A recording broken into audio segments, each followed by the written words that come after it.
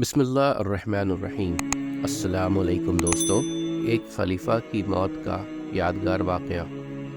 اس چند روزہ زندگی پر مغرور عباسی خلفاء میں سے ایک خلیفہ واثق باللہ تھا۔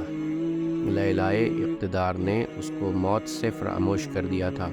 وہ یہ سمجھتا تھا کہ اقتدار کا نشہ دائمی ہے، لیکن مولانا مناظر الاحسن گیلانی قدس سرہ نے تاریخ کے اوراق سے اس واثق باللہ عباسی کی موت کا وجود واقع تحریر کیا ہے۔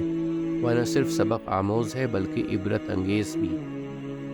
مولانا گیلانی رحمۃ اللہ علیہ فرماتے ہیں، الذہبی نے مختصر دول الاسلام میں نقل کیا ہے کہ الواثق باللہ کا جب خادم خاص جو الواسقی کے نام سے مشہور تھا، اس کا بیان ہے کہ واثق جب بیمار ہوا تو اس کے ذمہ داری مجھ سے متعلق تھی۔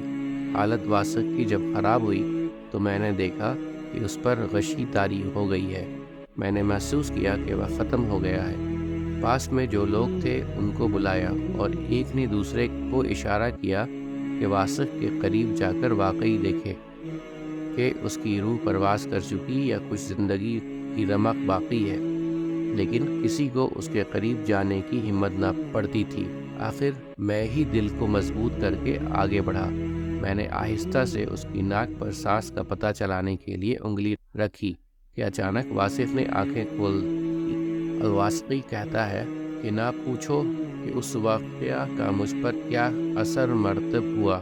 اس کے الفاظ ہیں، اتنا گھبرایا کہ قریب تھا کہ میں خود مر جاتا۔